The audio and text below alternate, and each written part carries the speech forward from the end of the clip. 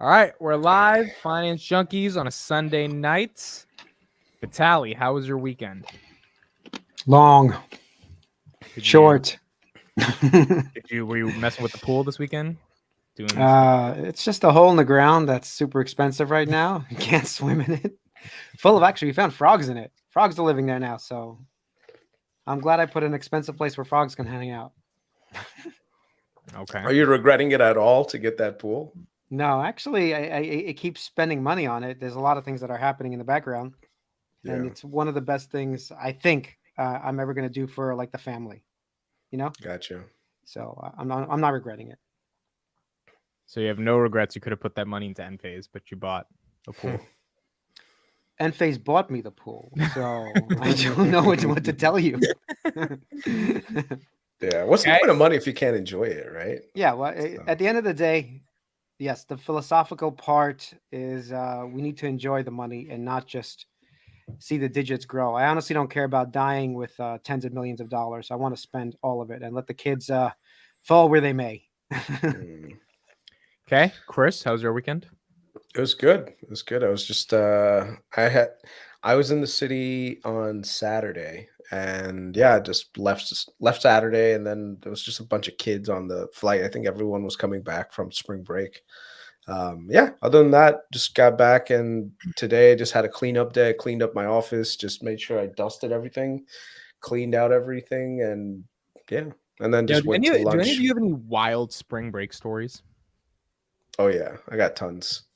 Really? I don't have. Well, let's hear it. I don't have any. Yeah, I don't have. Okay, so I used to be in a fraternity, and so one time I went to spring break with some of my friends and stuff to Tennessee, and I remember there's this Indian dude. I'm not gonna say his name out loud, but he's like one of the like really good looking Indian dudes. And the thing is, though, he was like a reverse feminist, where he used to believe in feminism so much he used to like get girls drunk, but he wouldn't like do anything with them. He would be like, "Hey babe, let me get your card real quick." And he ended up buying us all fucking shots on top of shots. And I was like, "Bro, like that's fucked up. That's cold." He's like, "No, you know what's cold? Watch this." He went back to the same girl, said, "This card didn't work. Give me another one." So the girl gave him another card, and then he bought out drinks for us again. So he got trashed. She just gave it up to him willingly. Yeah, dude. Girls, if you got game, they'll give you everything, man. So she was drunk too. So it just you see, this is a story about his friend. That's who got game. Yeah, it's not actually his story. I don't have that kind of balls, bro. I don't have that kind of balls to do it. But I still remember to this day. Every time I think of anything spring break, I'm just like, dude, we were fucking degenerates in college. Just I was on the robot team, so that explains everything you need to know. The robot team? Like what? You were at Stony, right? Stony Brook on the robot team. I started it at Stony Brook. Oh, I didn't know that. Yeah, we went to competition a couple of times. You remember the Roth Regatta where you build out? I used to, what is it? 3 years in a row. I did Roth Regatta. Yeah, I never did that. No. Yeah. I actually just remembered. I do have a crazy spring break story, but it's not like in that, it's not with girls or anything. But I went to Montreal for like 2 days my junior year. We went to some club. It's like the first time I ever went to a club, and I brought a water bottle with me to the club. So I was like, "Yo, I'm gonna be thirsty," so I brought a water bottle. He brings his own water. Have this water. My cheap ass brought this water bottle. Carlos, did you have your fanny pack too? But I'm just chilling. I'm chilling. I'm dancing with the water bottle. Then this dude comes up to me, like security guard. He's like, "We need you to come to the back." I'm like, "Why?" He's like, "We need you to come to the," and I'm like, and I'm kind of drunk, so I'm like, I start following him, and then he opens his door, and he's like, "Go inside," and I'm like, I'm from America. We have like civil liberties and shit. Like, are you like, am I like, do I? This is in Canada. He's like, and they just bolt me inside, and then there's like 5 dudes all staring at me. The door is closed, and I'm like, holy shit! Like, am I like about to die or something? What's going on? And they were like, "Do you have a gun on you?" And I was like, "No. Why the fuck would I have a gun on? What are you talking about?" And they pat me down. All this, like, I don't have a gun. Apparently, the water bottle in my fucking in my pocket or whatever it was. They thought it was a gun or something. Damn. And like they just pat me down and all this. And then when you showed them it was a water bottle, what did they do? I mean, they just let me go away, but I was like, you guys really made it seem like you guys were gonna like put me in the back of a truck, put something like traffic me or something, and for a gun or for a water bottle. So 2004, Or was it 2000? No, it was 2007, I think. Okay. So me and my friends at the time, I wasn't we had what was it? In Montreal, the drinking age is actually 18, right? Yeah. So we went to Montreal. We were thinking, oh, you know what? We just, we're in this fraternity now. It's gonna be great. Let's have a great time. So we went to Montreal, and for some reason, so one of us had the bright idea. I think it was one of my friends, Raghav, like his cousin or something, had got a hand job from this place called Octopussy. So we're like, bro, whatever. Let's fucking go. Let's get some hand jobs, right? So I go, That's like a my massage boys parlor? go. Yeah, I don't know what it was, bro. It was called Octopussy. I just remember that part. So we go there, and these dudes, they're like, okay, you need to just pick a girl. So we all pick a girl, whatever. And Parag, who's one of my other friends, he just picks this girl with like the fucking like chunky girl, bro. I don't know why he picked her. There were other cute girls out there. And we all go into separate rooms. The other dudes chicken out with the exception of me and Parag, right? And I ended up getting a hand job, whatever. It's like, wasn't a big deal. And then I come outside and there's Parag sitting in the fucking... Did your wife listen to these podcasts? She does. It's fine. It's fine. So I come outside and Parag's sitting there in the fucking Wait, is corner. Parag giving you the hand job? I didn't. No. Parag is sitting out there on the couch. With Twitter, he was getting a hand job with the tweet. So he's sitting there. Dude. He was sitting there outside on the couch, looking fucking ashamed of himself, and he was just like, "Bro, I can't believe we did that." And I was like, "Bro, we got a hand job in fucking Montreal. Who gives a shit?" And we had a fucking great time. We went to the casino because they have casinos there, and I lost all my money, and then I borrowed money from Raghav, which I never paid back, and I fucking lost that money too. Good times. And the best part of the whole trip was on our way back, we end up at the Canadian border coming into the U.S. And one of my other friends, Rao Hassan, and this is like after 2011. This motherfucker does not look like anything on his passport. Okay, and we're trying to fucking get back into the country, and Rao looks nothing like his fucking passport. And so Rao's like, "Oh, I have my student ID and blah blah blah." And so eventually, like, the border guards were just like, "Oh, it's just a fucking bunch of crazy kids from the U.S." And they eventually let us through. But for a good hour, all of us are nervous. We're like, "Bro, I hope they don't take us straight to Guantanamo Bay because of fucking Rao Hassan over here." Yeah, but yeah, Montreal time. That was a good time. All right, that's good. You admitted to hand jobs. Hey, it was all legal. It was all legal. Okay. I've never done one of those places. That's kind of scary. Wait, you never got a hand job from a massage parlor? No. You never got a hand job from a dude? From Parag. All right. Let's get into the markets. First of all, do we think the rally over the past 2 weeks was because of the $300 billion the Fed printed and now it's correcting? Is that what's going on? What do you think is going to happen over the next 2 weeks? Let's start with you, Chris. Sorry, I was just recalibrating from the hand job story. It was it was just still in the brain for a couple of seconds. I need to process. Let Vitaly go first. All I want to do is point out that a lot of memories just started coming my way. I wasn't thinking. Why are we talking about this race? Yeah, my wife's here. I'm gonna point out this podcast is about anything we want to talk about. So hand jobs are included. Just FYI. Okay.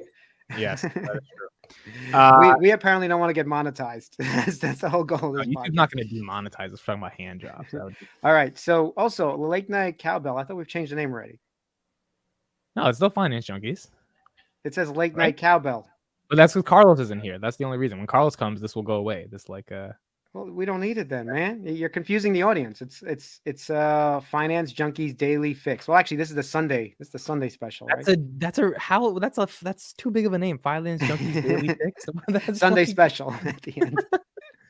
Okay. Anyway, I like the comment section. The comment section is called a hand job weekly. That's what we should call it.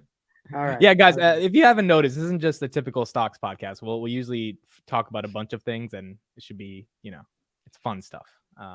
Yeah. But eventually we'll get to stocks. It's Sunday night, dude. We talk about anything we want. Yeah, Sunday night, which also means we got to ring the cowbell to bring in. This is how we talk about finance. All right, welcome to Finance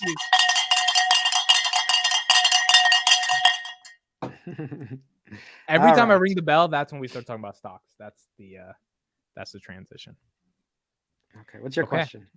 Is the market crashing this week because the Fed printed $300 billion to save the banks, and that's the reason we rallied over the past 2 weeks? Because I was thinking about it the other day. I was like, isn't that the reason we rallied over the past 2 weeks? Because we just got an injection into the M2, the money supply, right? I wonder I if we thought it rallied. was. Yeah. I wonder if we rallied because nobody believed. Sometimes you rally on bad news, so it's like bad news is good news. I still think we're sort of in that phase where bad news is good news. It's not like if we find out, oh, there's more jobs coming in, it's bad. Okay, we want less jobs, so I still think we're in that volatile market, honestly, and I think it's going to continue. We can give credence to whatever weekly thing happens, but I still think we're there. Okay, Yeah, I Chris? don't. I think it was. Yeah, we're definitely in bizarro world right now, where bad news is good news because bad news means that the Fed will less likely raise rates, which is ultimately how the Fed is supposed to control the economy from getting too hot. The problem is I'm starting to see inflation creep up in certain sectors, like used car sales are starting to come up, so car prices are coming up for some reason. You would have thought that with all the credit tightening that would have actually reversed, but it's actually not. So I am kind of worried that inflation is becoming more entrenched, where it's becoming a just a thing that normally is normalized, right? So basically what happens is over time, people just assume that every year 5% inflation is normal. And you don't want to get to that point because that's bad. 5% inflation means that every investment out there right now, you're going to need to have like really serious margins in order to keep up with inflation, So I think that we're at a point where um, we got a little too comfortable. The Fed got a little too comfortable, and a lot of people were predicting rate cuts for the end of the year, but I think that's starting to come off the table completely. So I think the numbers are going to be very reflective of that. I think the tech companies themselves have started to like cut back on the layoffs, so they're not laying as many people off. They've right sized their ship a little bit. Yeah, it's just going to be very curious to see where we end up. The other thing is the economy is not breaking nearly as much. It's actually pretty resilient. It's actually more resilient than people were hoping. And I was looking at real estate prices and they're holding up, which is surprising considering that we really went into a very tight credit market and we raised rates so much. You would have thought the price of homes would have crashed, but they're not crashing because there's such No, you wouldn't think price of homes would crash. No, there's not enough supply. People got to realize well, that. that's the thing that I'm starting to see, that the supply trends in housing are what's like keeping everything up. But also there's a lot of people not moving because they have such great rates on their homes, right? Well, two So things. yeah, Just to point this out, it's two things. One is if you refinance and you're at 3% and you're stuck with a 30-year loan, why would you want to move now to a 6% house, right? Or 7% yeah. house? So that's not Mhm. happening. And the second thing is that means you're not selling, right? That follow-up, you're not selling. That means the supply is still low in popular areas. I don't know what it is in the middle of Ohio, honestly. I'm talking about New York, New Jersey, California, Texas. I'm talking about those places. So the places I care about, honestly. Sorry, Colorado, and Colorado's actually doing it. Sorry, Ohio. So if that is going on, then that means to me that why should property values go way down like everybody expects a big crash? I keep saying it. It's just, what do you expect? Do you expect 20% down? Like, I don't understand what everybody's expecting. Well, I think it depends on the locality, right? Some localities gained tremendously from the COVID movement of people from higher cost Right. areas to lower cost areas. But I'm also seeing a reversing trend on that side too, where the job growth, especially from what ADP shows that a lot of new jobs were created in the Northeast and the West Coast, where traditionally, because of COVID, everything was moved towards like the inner parts, like the Texas and the Floridas. So I wonder if net migration will take a reverse tone and people will move out of Florida and back to New York. Like I know a lot of people that said that was going to be a permanent thing where a lot more people would be transitioning away from the Northeast and the West. But it seems that a lot of businesses right now are requiring people come back to work on site. And that may end up affecting migration patterns again. So I don't know. It's just a very weird dynamic that COVID has kind of brought upon us, where now we're in this space where we corrected and then we're recorrecting, and now it's going to be left to be seen what happens in the next like 2-3 years. But what do you think about like people moving back to the Northeast? Have you seen that pattern, or jobs moving back to the Northeast? I mean, it's New York is happening. I don't know if you've been around, you've walked around. I think you have. It's like nothing has changed. It's like 2020, 2021. Obviously, look, Midtown is still suffering because people have moved out of commercial real estate. That is happening. But if you just walk around the restaurants, the museums, commerce is happening the same as I remember in 2019. So like getting into the city, still 2.5 hours now. It's crazy. Yeah. During the pandemic, I could have been in the city in an hour where I am. Like it's just drive in and straight through, no traffic. Now stuck in traffic, 2.5 hours all the time, packed. Yep. So the economy, like you said, at least New York, New Jersey, is doing absolutely fine. People seem to have jobs. They're spending money. They're always at restaurants. Every restaurant is packed. I'm on wait lists. I have to call up to get into a restaurant. It's ridiculous. Yeah. So I don't see this collapse that's coming. Maybe when I start to see that, I guess I will change my mind, but I don't see it yet. The one thing I have noticed is, and this is the thing that typically happens, but I've seen a lot more of a police presence around the subways, around the trains, and around the areas that I typically go around, even in the city, because I think the city is kind of waking up to the security issues, and they're a lot less lax about it. But that's something that I've seen on the ground. I don't know if it's 100% out there. I think the city is taking security a lot more seriously, because there's a huge level of tax base that they're trying to attract back to the city. Right. I think the last projections, they were going to be losing, I think, 12 billion in income because of all the stuff that happened around COVID. And also, the asylum seeking and everything with New York. So I think each city is dealing with the post-COVID world differently. Mm-hmm. Some of the sectors that I'm seeing, like in the West Coast, DC and New York areas, they're transitioning from having like a lot of office and commercial real estate to possibly converting a lot of that residential, which is actually kind of cool to see, because it was if you remember, like I think it was the 90s, because you worked at Bloomberg, so where downtown was like a ghost town, right? Where especially after 9/11, where downtown New York, like by Wall Street, you go there at night, it was completely deserted because there's, it's a business district. So then a lot of the city, what they did was post 9/11, they converted a lot of office buildings there to residential buildings. And now it's actually a really vibrant place. Like you could go there at night and, there's people around, there's restaurants around. I'm thinking the same thing is happening in California too, like in San Francisco. There's a big push. But San Francisco is just, their leadership's weird. Like there's a lot of NIMBYism in California that prevents a lot of housing coming up. But like right now in New York City and California, if every single apartment, a 1-bedroom apartment in New York City will cost you, if you're trying to rent, between $3,000 to $4,000, a decent one. And if you're trying to buy a condo, don't even bother looking for under $1 million. You're not going to find one, which is crazy if you think about it. Like a 1-bedroom apartment for $1 million. It's fucking nuts. Well, I mean, whatever people are willing to pay, I feel that's what the fair value is, just like if you buy something in Manhattan, what is a condo now in Manhattan? 800,000, like a tiny, literally studio apartment? No, it's more, $1 million plus. Well, there you go. Easy. It's a studio apartment, probably what, 300 square feet, 400 square feet? Yeah, even in Brooklyn right now, in Williamsburg, you're looking at close to, like for a townhouse, like back in the day, you could buy a townhouse for like 500, 600,000. Now you can't buy a townhouse for under like 2.5 million, which is nuts, but that's how the market is, right? People, I think a lot of people are thinking New York City and California, it's dead, but it's not dead. It's just, there's a lot of transition. And I think we're seeing a transition back for a lot of people. So, yeah. I'm looking at right now, I'm just checking some places on Zillow while you were talking, just to look at what's going on in Dallas, actually, because we were going to move there to around the Rockland area. Say it again. You were going to move to Dallas? Yeah, I had a contract and everything. Why? I talked about this before. Oh my God.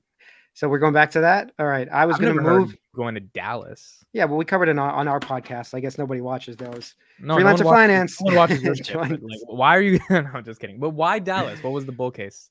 What was the bull case of Dallas? I mean, I just wanted to move somewhere where there's more space and to be even further away from my neighbors as I am currently. And it's somewhere where it's summer all the time. So I just wanted better weather, and it's always hot there. Just wanted a different environment. Anyway, Dallas is nice. That's not the point. The point is we were moving there during like peak 2021. I think we were in a deal, the beginning of it, or I think at the beginning of 2021. And we actually canceled the deal because of the HOAs and they wouldn't allow solar. We talked about this slightly a bit, that the HOAs don't want solar over there. So that was a big sticking point for me. They couldn't agree that I can install solar. I had to go, petition, go through the whole process. And I was like, I don't want to go do that. Why am I buying a $700,000 house and then I have to go petition to do what I want with my house? It sounded stupid. So we canceled the deal. I did fly there. I did have the contract. We were buying it. I had a deposit. Everything was like, had to go in reverse basically. So anyway, that happened. And I'm looking at the prices right now, just on Zillow, and I don't see so many places dropping. I do see some places 5% down, like they've adjusted 6% down. So maybe that's happening for a couple places, but the places we were looking at, they're still $700,000. So aren't you happy the Dallas life didn't happen and you had to stay in Jersey? Well, there was another reason I was going to move to Dallas, and this is a side thing, but because I was planning to do a lot of crypto sales. And what happens when in New Jersey when you do any sort of sales? Taxes, baby. Taxes. So I worked out the math where basically I could have had a whole down payment for a Dallas house or give it to New Jersey. Okay. One or the other. I picked basically. I was like, let's go to Dallas. Let's at least buy a house and still own our New Jersey house, of course. And it just didn't work out, but I would have saved a fortune. Wait, how long would you have to have been a resident though for them to not tax you? Do you have to live? It's like 60 days, 90. I forgot what it was. We looked it up. I don't remember the details right now, but I talked to the accountant and everything. So whatever it was, I was going to wait the time period to actually move there and do it, but it never happened. So I had to do the sales in New Jersey. I had to pay my taxes. That's the thing, Amit. There's a lot of places outside of Jersey that are very tax friendly. Yeah, where Florida, like Florida, Nevada, there's no state income taxes. I think that's why a lot of companies were moving down there, because it's almost like it's a regressive thing where, it's one thing to be able to pay the taxes and get some of the benefits out of being in an area that has like a lot of great, a lot of a huge talent pool, but a lot of that talent pool now is starting to get frustrated with basically the quality of life that's there. And so, yeah, I mean, I love Texas, believe it or not. I was stationed in San Antonio at Fort Sam. If I had to choose a place outside of like New York and Georgia because of the family, I'd probably pick Texas. Texas was great. I loved it. It is nice. Like, Austin, Dallas, great cities. Yeah. I just love New York too much, man. Like, no, this is when you're older. Like, when you're young, we talked about this. You want to hustle. When I'm old, I just want to sit down by the pool, enjoy a mocktail. Mm-hmm. Yeah. You could buy a lot. You could buy a lot of land. Build a nice place. You have. It just depends on your level of activity too. Like what kind of stuff interests you. For me, it's like I want to do more things outdoors. I want to do outdoorsy things. I don't want to be stuck in the city. Like if you live in like the city itself, that everything is a goddamn pain in the ass to do. Well, I mean, at least it was back in the day. Like, so let's say you want to go on a date and now you have to go get you get a car, you got to go find parking and then park your car. Amit doesn't have those problems. He doesn't have those problems. Hey, I don't have those problems. Yeah, that's what I was saying. Yeah, you admitted so much. So just when I was your age, man, I was going on 2-3 dates a week. Well, you were getting handies. We know what you were doing. Yeah, we know what you were doing in Montreal. Nah, that was me younger than that. No. So you changed the subject. Yeah. Hold on, you changed the subject, but I'm just looking at the places we were looking at before, and Dallas still seems to be doing all right, unless anyone has new information. Zillow's pointing out that the prices are pretty much sticking to where they were. So if that's the case, then once again, is the crash coming to the places that are popular? I don't know. So is a housing crash never going to happen then? No. So that's the thing. I think there's a lot of inventory on the sidelines that's going to be coming on in the next 6 to 12 months. And I think we just talked about the fact that they refinanced 3%. Why would there be so much inventory coming on? And where do these people go? Because the builders, 7%? No. Because the builders right now, the builders' margins, every time inflation right now comes down, the cost of lumber is so down. So if you can get a house that's $700,000-$800,000 sold, but the material costs were a lot less, then it incentivizes the builders to keep building. You just mentioned inflation was going back up for used car sale, but now you're telling me inflation's going down because of lumber. You got to pick one side. In certain sectors, things are coming down. Like right now, when it comes to housing makes sense. Like if you're paying so much in terms of margin, then it makes economical sense to build more housing, right? Especially like multifamily. Like a lot of investors, like PE firms, they're buying the shit out of multifamily housing because they know that they can get so much in rent. And real estate typically holds up really well during inflation times because the thing is you could just raise rent, right? So it's almost And unlike that's what I've other. said. That's what I've Yeah, said. And that's what I've done, by the way. I think we talked yeah, about this too. yeah, I've actually raised rents on multiple properties. And what was interesting was how easy it was still to rent it. yeah, Because I've actually yeah. went through, I'm still going through these processes of renting out certain properties I have. And some things were done in a week, some things were done in 3 weeks, but still it's a very reasonable amount of time. It's not months. Yeah. Okay. So I don't know about this real estate crash coming because if landlords can make more money, landlords want to buy more real estate, even if it's 7%, because But that's typically what happens though, right? Where you have such a good deal that people overbuild and then comes the crash, right? That's what I'm trying to say, that what is going to break this camel's back? Because even we know that you can't just real estate's not one of those things that's infallible. I think, and I the don't think one there's last enough building. I think you're talking like there's enough building. I don't well, think there's enough building. I think it depends on the areas. I think Texas, certain not enough building. Yeah. You think so? I mean, look, they're building a lot. Don't get me wrong, but Mhm. with the influx of people that are moving there, I don't think they're building enough. Tesla just opened a gigafactory and just plopped in 20,000 workers or whatever. Who else is coming there? All the tech workers are going to migrate there because San Francisco is a piece of shit right now. So where are they going? They're going to LA. They're going to New York. They're going to Texas, right? So not enough building, in my opinion, in those places. Once again, I don't know about the middle of the country. I have no idea what's going on there. Yeah. I'm just talking about the cities that I monitor. Yeah.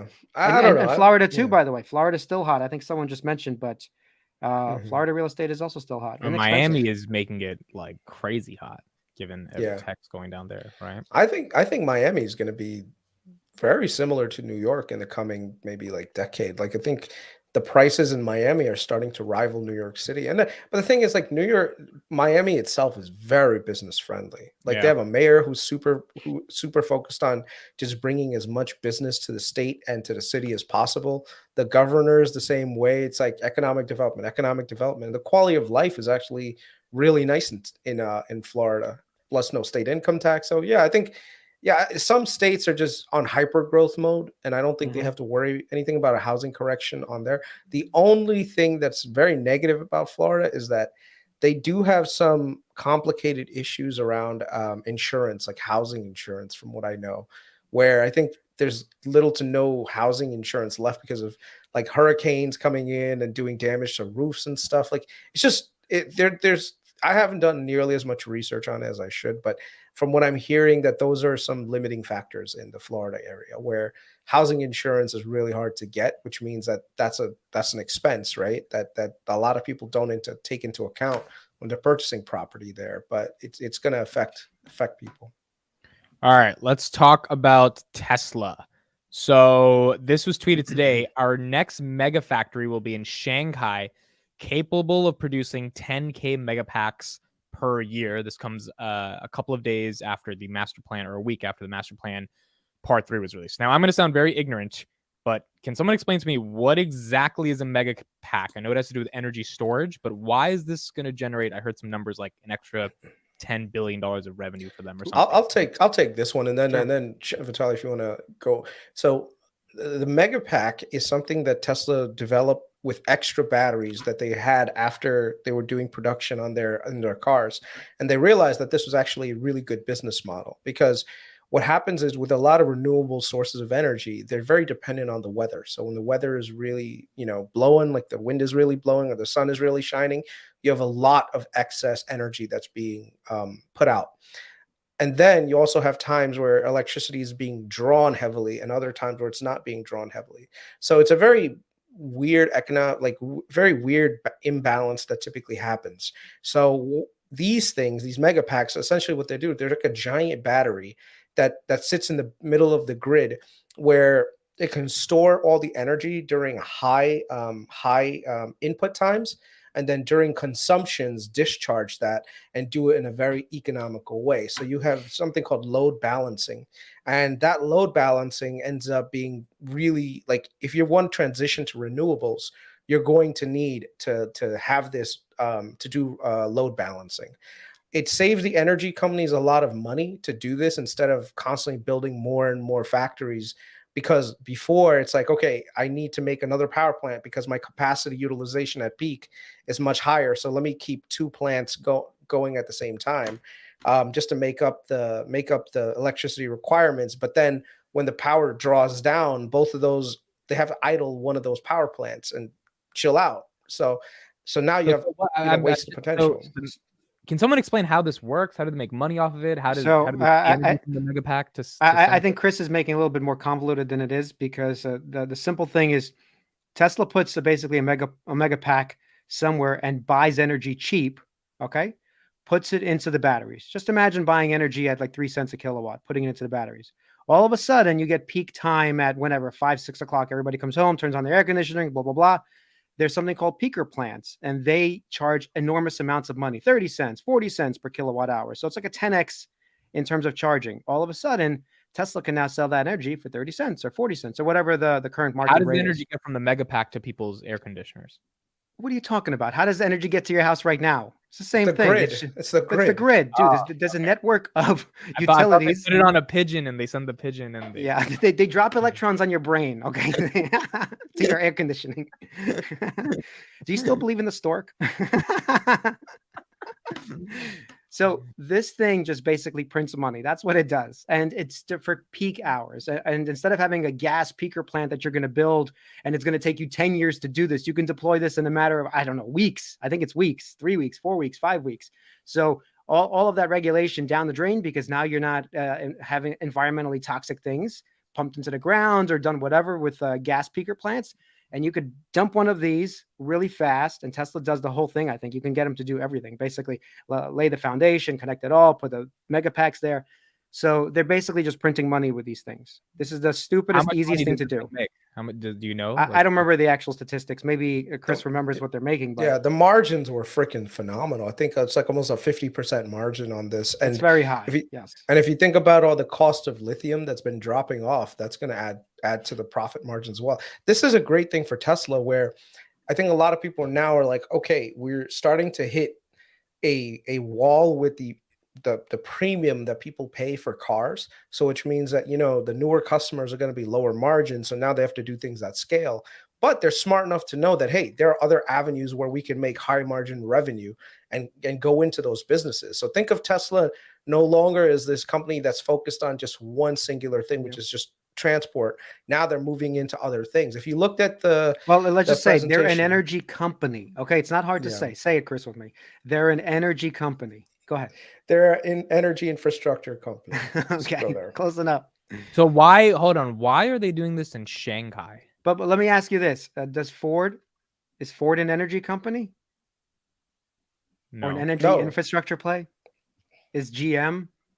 So no, they're purely cars. Yeah. Hopefully the narrative will switch at some point. That's obvious to every Tesla investor that's been here for a while, that this is an energy play. So the first part is the cars, the EVs. The second part, obviously, is solar. It's working itself out. But maybe the mega packs and the grid solar and the grid energy is what's actually going to make them more than sort of residential solar, which they're going for. So we don't know if that's going to work out yet. Maybe it will. I think it will. But it's an energy company, and they just have EVs as one component of it. Yeah, that's the whole thing with their new thing that they came up with. They originally had started this in their Gigafactory in Nevada, but they weren't producing nearly the amount enough because they have demand going all the way to like 2025. That's how crazy demand for this product was. So then they started building a factory in Lathrop, California, and they've been building there like crazy, and they're still not able to keep up with demand. So now they're like, okay, where can we go to make these things? China is like the next best. Yeah, China is a great place. China, you can get a factory up, done within 6 months and be mass producing right away. And there's just so much demand out there for this product that Tesla just had to make a decision. And I think it's a good one. I think this is one of those things that's just going to add right to their bottom line. And a lot of people are not expecting to see 50% year-over-year growth in Tesla, because they're going to look at the cars and say, well, look, they didn't sell as many cars. Because I know some people right now are on Twitter and the other place, they're looking at total car sales as the only benchmark and only measure of revenue growth. I'm like, y'all are not taking into account the other parts of Tesla, which are growing even faster right now. The energy business is growing 800%, right? This past year, something like that. And I'm glad you brought that up, Chris, because this last bit, when did it come out? Today, yesterday or something, that the car prices are dropping like several $1,000 for the Y, for the 3. So we'll see what Wall Street does tomorrow. But if it's tanking while they're growing their energy business, it's going to be interesting, because there's opportunity there for the people who think it's a car company and for the people who know it's an energy company. So there's clear opportunity here happening. The lower it goes, obviously. Yeah, same thing with that charging network. I'm sure Homer Cuts put it in the chat.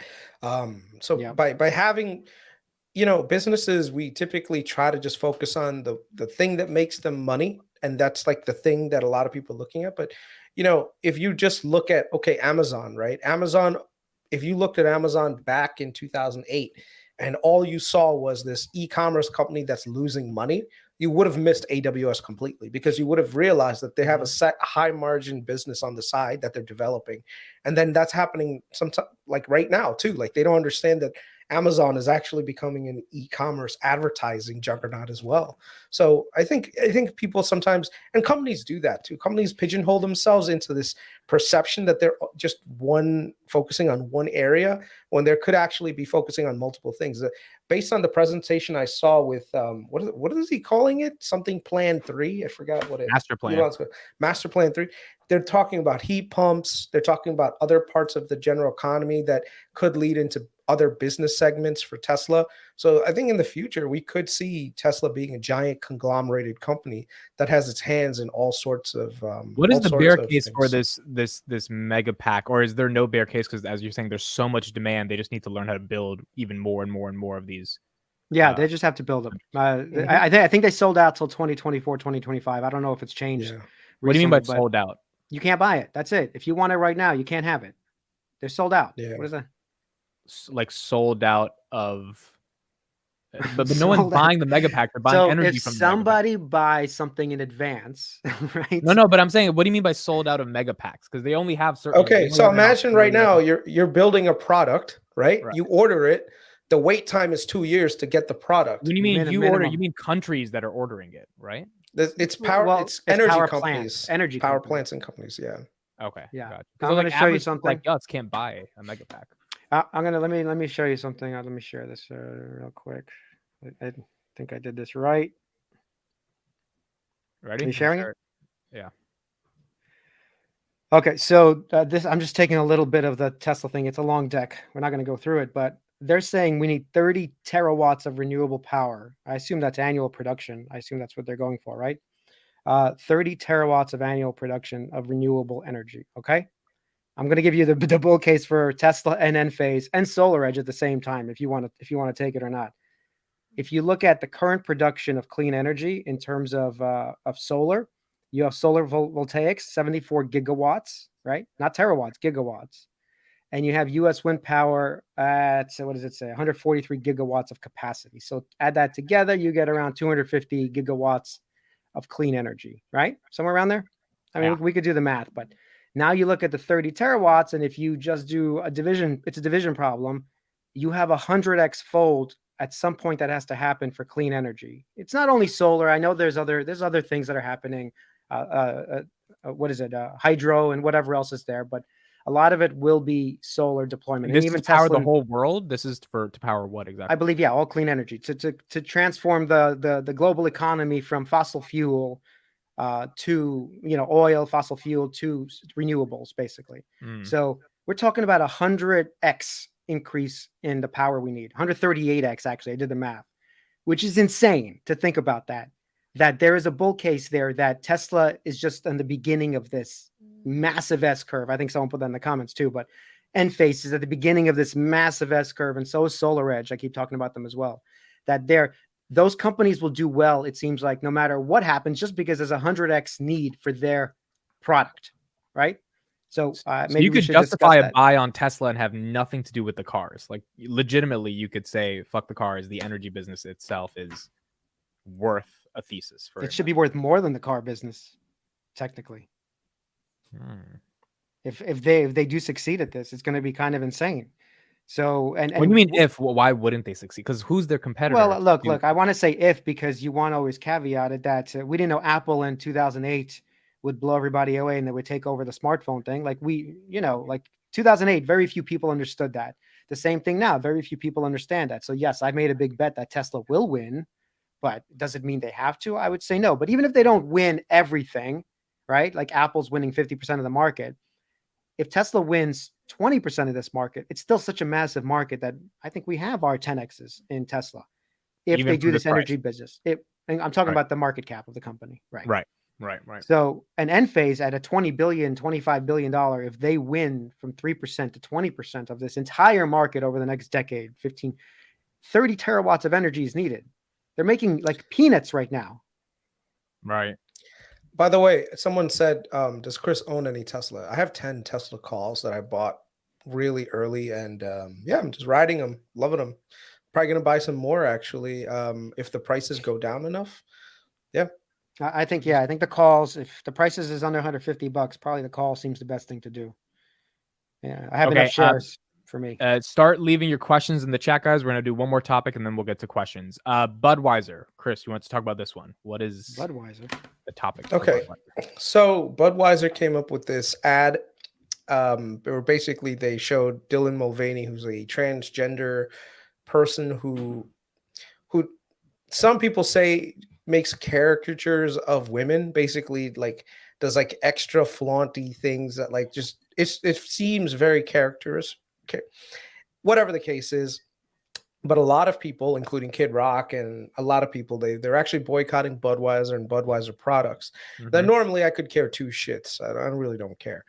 Because these boycotts, they never really end up working out well anyway. Like it just brings more notoriety to whatever business that's a. Yeah. So, they say there's no such thing as bad publicity. But in the short term, there could be something to be said about that because a lot of people boycotting in the short term. Budweiser a public company? It is Anheuser-Busch. Oh, you're talking about what is it? A transgender person representing Budweiser now? Is that what you're talking about? They give them a sponsorship, and now a lot of people are upset about it. Basically, I mean, yeah, their core demographic. Think about it. Their core demographic is rednecks. They're not rednecks, dude. If you need to, I don't understand. I drink beer because either I like it or I want to get drunk. Yeah. I don't first care of all, about Bud. who If you're cares drinking Bud Light, person of it, right? Are you saying exactly Budweiser? Well, here's the thing. Normally, I would say who gives a shit, but the thing is, they got $80 billion in debt right now, right? And their margins are kind of compressed. $80 billion in debt. What is? Because they acquired a lot of brands. Like they own Modelo, they own Corona, they own they just have a lot of brands. Well, those are good brands. I would think those brands make bank.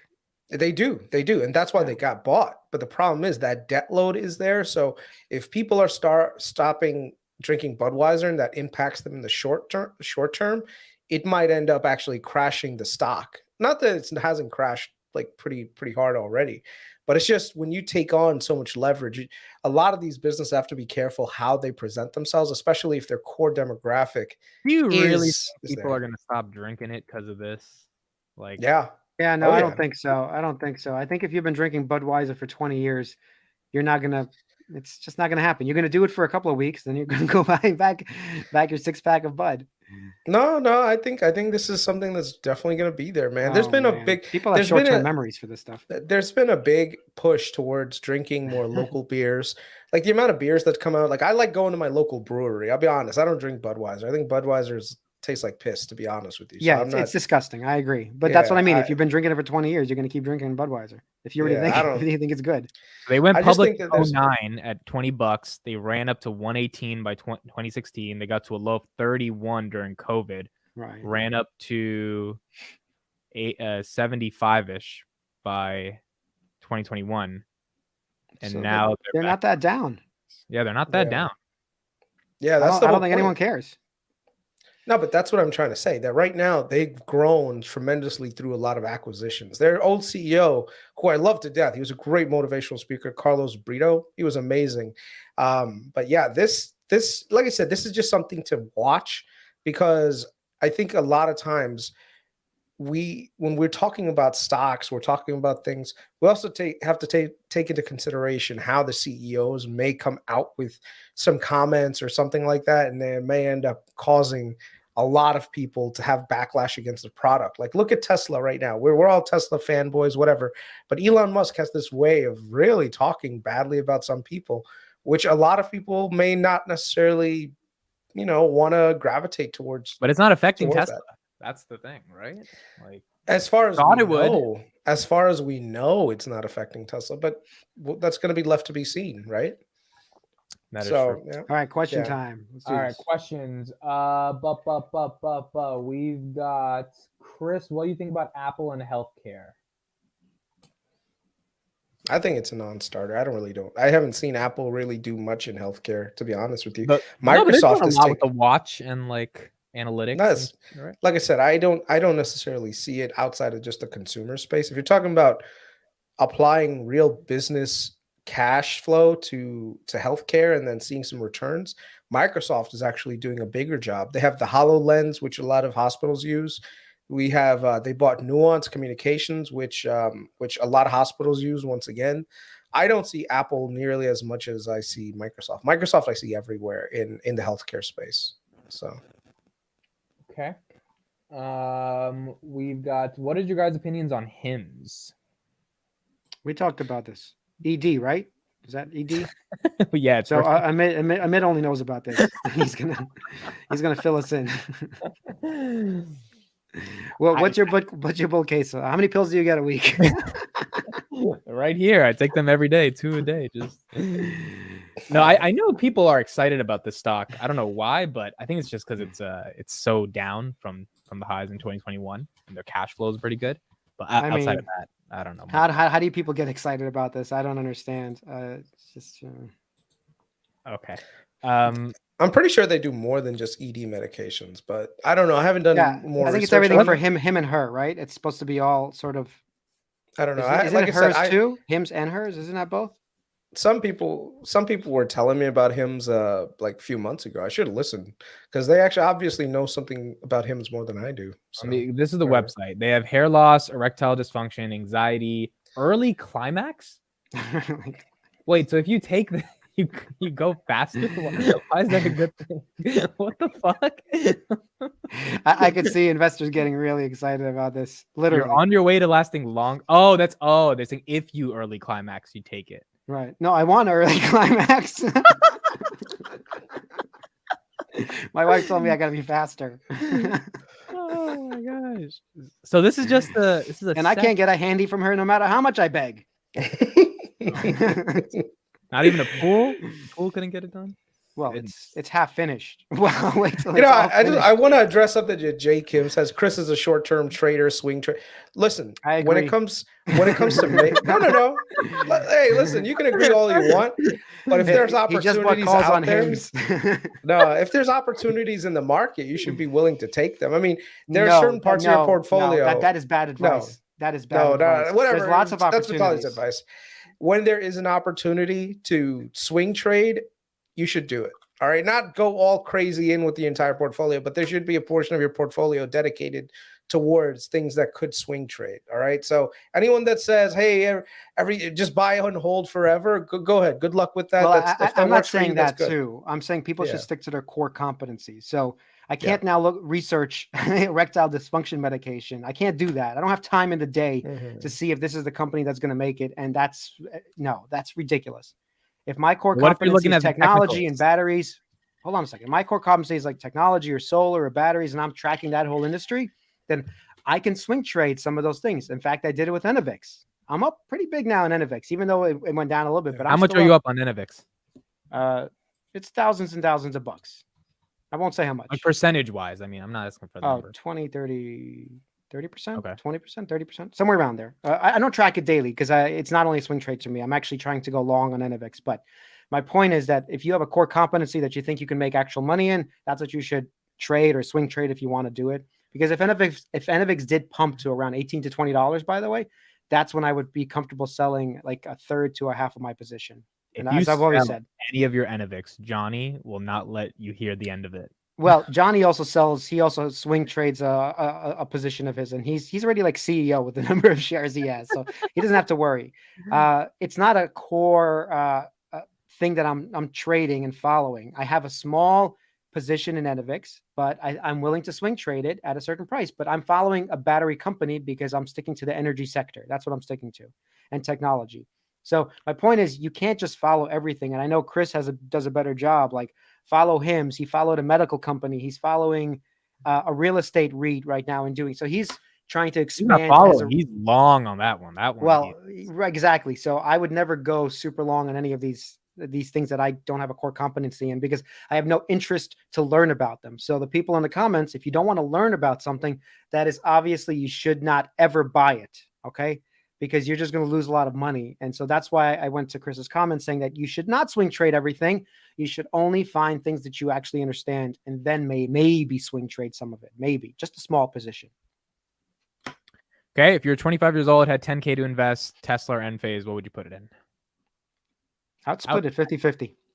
You would split 50. But if you had to pick one, I would pick Tesla. If you had to pick one, I think it's obvious. You pick Tesla. I think Tesla's probably, you can say maybe a sure double, right? Maybe you can say that, like, it's probably going to happen at some point in the future. But I would say Enphase is an easier double. Like, it'll happen faster. So you pick Enphase. Well, I just do 50-50. In fact, my portfolio is one gun to your head. Fine, Enphase. Okay. All right. Any thoughts on the next big run up for Bitcoin? When is that happening? It just went from 14,000 to 28,000. What else do you want? You want the million already? I mean, honestly, I feel it's like a little bit too much for the environment we are. I'm not buying any more Bitcoin. I was buying it under 20. So I was DCAing under 20. And I went pretty heavy at 14 and 15 and 16. And now I'm just going to sit back and let Bitcoin do whatever it does. And if it goes back down, I would buy some more. I'd buy into some decent REITs right now. They've taken a big beating in the short term. You're asking about Bitcoin, dude. No. I'm saying the 50% comment where, like, if you had 10K, where would you put it?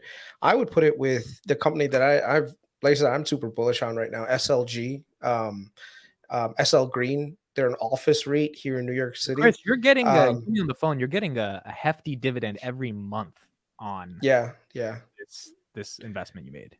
Right. Well, it's just how the business operates. But more importantly, their assets are very undervalued for what a lot of people are thinking. So it's like this banking crisis. A lot of people thought that there would be negative effects on the commercial real estate area. And you know what? To some degree, I agree there is. But even among valuations, the valuation have dropped 70-80% in this sector, and these are real hard assets that are still generating cash flow. So whenever you see something that's oversold, that's when it's like, interesting, I need to get, like, normally I would never buy an office REIT. Like, if it was trading even at a 25-30% discount to what it was when it crashed, I wouldn't touch it. But if it's dropped 70-80%, I'm questioning, wait a second, like, is this justified? And when I looked at it, I was like, no, this drop is not justified. And this is actually worth buying into right now. So in the short term, and yeah, it's just, and if you're 25, you're probably not making a lot of money. So it's like a little side income that comes again. So yeah. Can I answer two questions? When does BTC hit 1 million and he's buying BTC under 10K? So when does BTC hit 1 million? Probably not in the next 90 days. But if I was to guess, if it ever does happen, and I don't know if it will, I could see 400,000. Honestly, I could see around 400 on grand. Bitcoin. I could see that happening. But if 1 million happens, it will not happen in the next cycle. It would probably happen in the following, which is around 2030, between 2030 to 2035, if it ever does happen. I'm not saying it will, but if it does, it's past 2030. So don't expect that anytime soon. But 400,000 next cycle, technically in the charts, it's possible. Okay, do you guys have a hard time shutting off your investor brain in your daily life and social gatherings? So when you're with your friends, Vitaly, for you, your kids, are you still thinking about stocks and investing? Yeah, I'm always dealing with some form of investing, even real estate. So yeah. But when you're with family or stuff, like when you're just having at the barbecue, do you still think about it? Yeah, you haven't heard my wife tell me to shut up 10,000 times. Really? Yeah, it's the same thing with me too. Like I'll be on a cruise and I'll be like, I wonder what kind of margins this cruise line gets. Like how many passengers it's on. Okay, the ticket price cost me this much. So if I multiply the X, Y, and Z. So anytime I do anything, How many the puts could I first have bought? not puts, but how many like is this a business is this a profitable business? Like what kind of margins are they getting? You know, like are there stocks that are publicly listed on this specific sector? Like even if I go to like a restaurant, like I really like Kava. Like me and my wife, we love going to Kava. Turns out Kava's IPOing soon, and they have a very similar business model to Chipotle.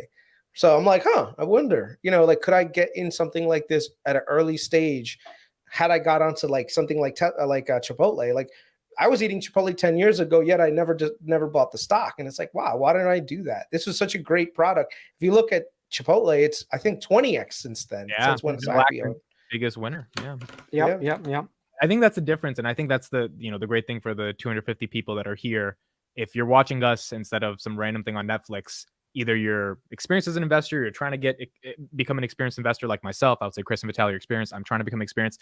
You start thinking about business opportunities everywhere. And like if I was with my friends and we were at Chipotle, they don't even know that Chipotle is a public company, right? Whereas me, I'm analyzing it from that's it. Like if Halal Guys goes public, right? Like I'm immediately thinking because I eat there so much, what that would be like. For me, my take on this question is I'm constantly thinking about my startup. So there's not a second in the day. I mean, literally, that I'm not thinking. I mean, even while we were on this call, I was doing a couple of tests, talking to some of my devs on Slack. So it's when you're investing, when you're building something, it's just constantly on your mind always.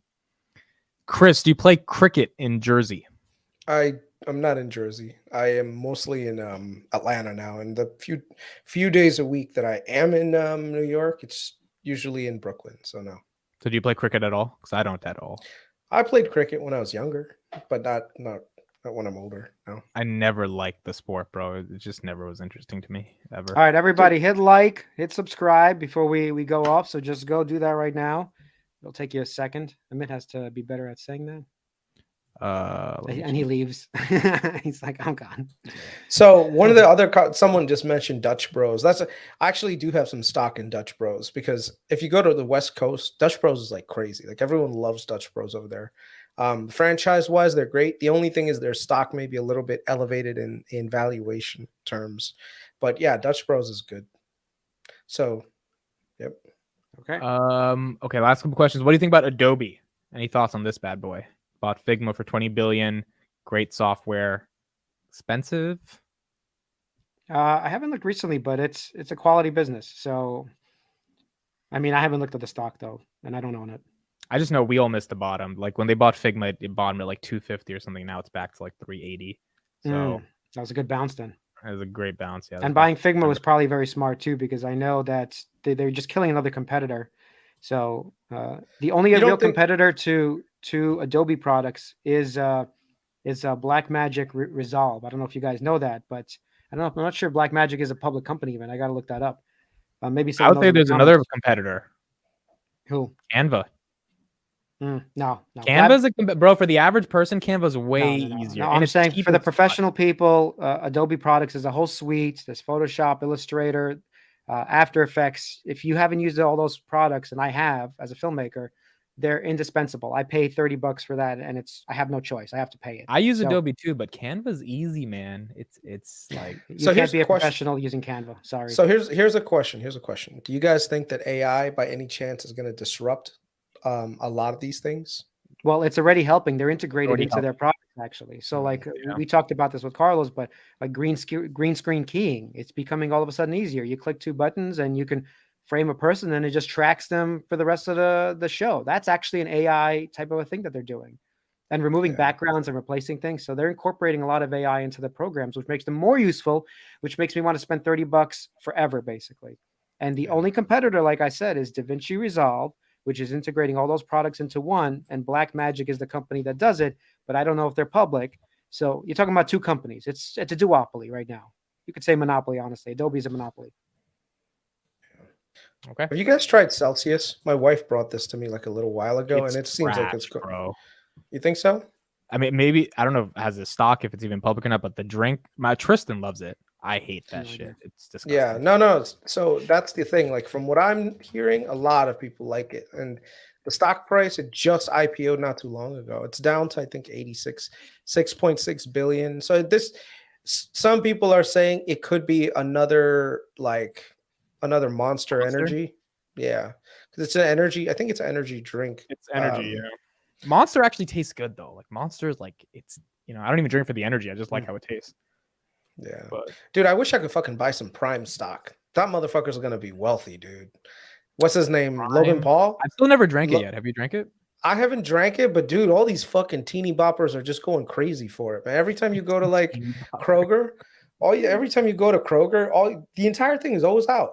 It's crazy. It's like it's just nuts, man. Yeah, I think Gatorade's gonna buy them out, right? That's what they're going for. I don't think they're even trying to go public. Nah, What's dude. the ticker? I think What's the ticker? Just let me look this up. It's the Logan Paul drink. It's not a ticker. No, Celsius. What is the ticker? Oh, I don't know. CELH. CELH. Looking that up. Stock. All right. It's a $7 billion company. $87 right now. I mean, the stock's doing They pretty went well. public in 2006, bro. It takes a while for these things.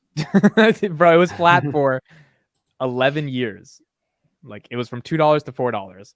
Well, I forgot Monster. Monster did awful in the beginning too, and then Monster took off massively. What, 20x? Do you think we 100x? I think it 100x. I mean, it's up 20x since 2019. Well, then there's another 5x left. This could be something that we can all individually research and see if it's something that we can talk about on the topic. Otherwise, it's going to get really dry. That conversation that we have, it's going to be centered around Enphase, Tesla, and Palantir. So we got to look for these. Hey, Vitaly, what where are your some thoughts on people the new come up with. Palantir product that came out a couple days ago? Did you hear about it? I try not to keep up with Palantir news. All I know is I see your thumbnail for the videos. I click it just so it doesn't come up on my feed again. So you click it and then you leave immediately. See, Vitaly says that, but he's in the comment section. He's commenting He is, all the time, so I know. You were on Palantir Weekly. You were there. He was. By the way, you know what's funny is I came on and then Chris immediately was talking shit about it. Like 1 second in, talking shit, and then I said, Dude, I talk shit about it the and then I entire leave. day.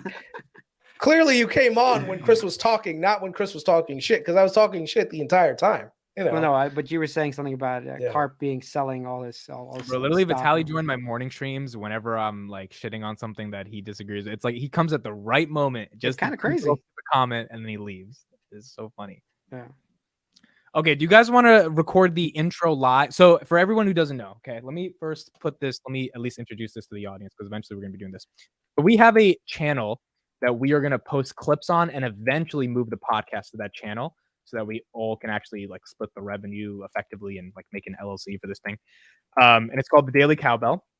Has 5,000 subs. If you all want to subscribe to it right now, that'd be awesome. I'm going to get rid of all the videos that are on it right now so it starts fresh. And we're going to be starting with clips of this podcast on that channel. And then eventually we will move this show onto that channel. Just because we want to do it on a fresh channel. And so all four of us can share it. Where's Carlos? I don't know. He's probably doing Easter stuff. He said he would make it, but he's probably busy today. He just forgot to tell us. So we have to record an intro for that channel so that I can cut it and let that channel know that we're moving to that channel. So since Carlos isn't here, you should just put like his face pops up. That's gonna be the funny part of it. It's like his face pops up and you go, "Hi, I'm Carlos." Okay, so let's record and then I'll do something with Carlos. So I'm gonna go 3, 2, 1, and then imagine we're introducing ourselves to a new channel. These 5,000 people don't know what the fuck Finance Junkies is, but they're gonna eventually post. Okay, 3, 2, 1. Greetings. Oh God, it's already terrible. Let's just do this another time, okay? Yeah, we can. Okay, let's rehearse as if we were gonna do it. We need like 10 takes, all right? 3, 2, 1. Hello, everybody. We are a new show that's coming on this channel that you've never heard of before. Chris, why are we on this channel? We're trying to create the next generation of bag holders and make money while we're doing it. But that's the truth, right? We're here to talk about hand jobs, people. Oh my God! Yeah. Hand job weekly, baby. I'm gonna do it on the professional camera, and then Why don't you do this later? Okay, with everybody there. Yeah. All right. I think that's pretty much it. Any last words? We'll be back Monday to Thursday next my week God. or starting tomorrow We'll see what happens. You guys can take over if I'm working the whole week. So at 10 p.m. though. You can get 10 p.m. it's easy. Yeah, 10 p.m. 10 p.m. 10:15. All right.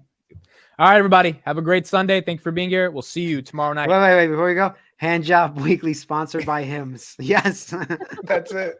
No, that's good. No. So who put it in the comment section? Someone said I bought Hims and then showed my girl the Rocket Lab. Did you say that? All right. See you later, everybody. Bye, guys. Later.